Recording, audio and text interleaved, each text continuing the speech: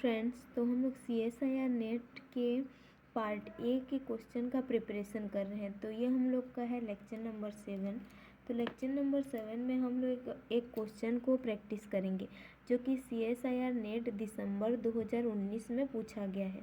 तो ये क्वेश्चन क्या बोलते हैं, the difference between the squares of two consecutive integers in 408,235 the sum of the numbers is.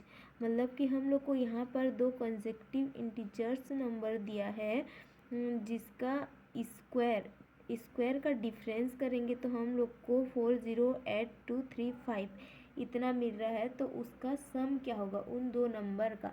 तो इसको सॉल्व करने के लिए हम लोग को सबसे पहले मानते हैं कि मान लो लेट जो है लेट करके मान रहे हैं कि x एंड y वो दो कंसेक्टिव नंबर्स हैं।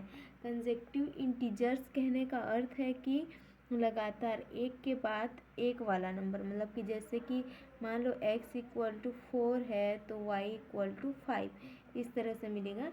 तो यहाँ पर दो कंसेक्टिव नंबर का हम लोग का स्क्वायर का जो डिफरेंस है इतना दिया गया है। तो इनके स्क्वायर का डिफरेंस हम लोग देखेंगे तो कैसे निकालेंगे, x² - y² निकालेंगे।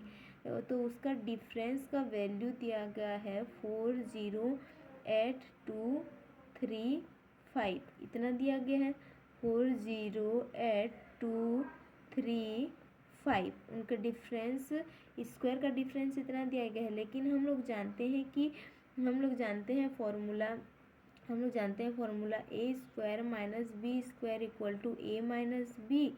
a + b इतना होता है। तो यहाँ से हम लोग देखेंगे तो ये हम लोग का हो जाएगा x - y x + y बनेगा, जिसका वैल्यू है 408,235 इतना है।